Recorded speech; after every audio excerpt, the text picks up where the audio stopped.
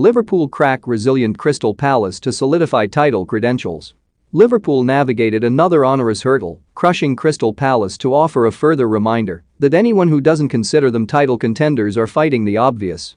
Sadio Mane, Mohamed Salah and Naby Keita did the damage at a sun-drenched Anfield on Saturday afternoon. Victory was not straightforward, which made it all the sweeter for Liverpool. Patrick Vieira's Palace is unmistakably more aggressive, enterprising and infused with belief that they can match whomever the opponent. They turned up on Merseyside, having hurricaned past Tottenham after drawing with both Brentford and West Ham as the manager's proactive approach takes greater shape.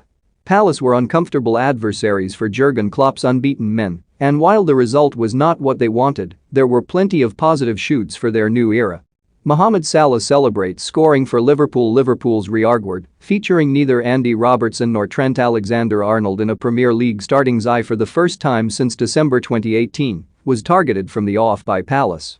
With James Milner deputising at right back, Kostas Tsimikas coming in on the opposite flank, and Ibrahima Konate making his debut for the club alongside Virgil van Dijk, the visitors aimed to unsettle a defence that had never played together before. The early sketches of that design were promising as Palace hit the woodwork twice in the opening 3 minutes. Conor Gallagher's deep free kick was hooked away by Tsimikas, but the danger was still alive. Palace's star midfielder lifted it back into the area to Wilfried Zaha, with Alisson rushing out to thwart him and just managing to palm the ball onto the post. It was a scare for Liverpool that was sharply followed by another. James McArthur directed a corner back across goal which hit the woodwork, but there was respite for the hosts with the offside flag going up. Liverpool conjured a series of chances. Diogo Jota couldn't generate enough power on a header before shooting wide from a tight angle. Vicente Guaita did brilliantly with a strong hand to deny Jordan Henderson, who arrived at the back post to side foot in a main cross. Liverpool started to increasingly squeeze Palace, forcing them to park attacking ambitions and be diligent in obstruction.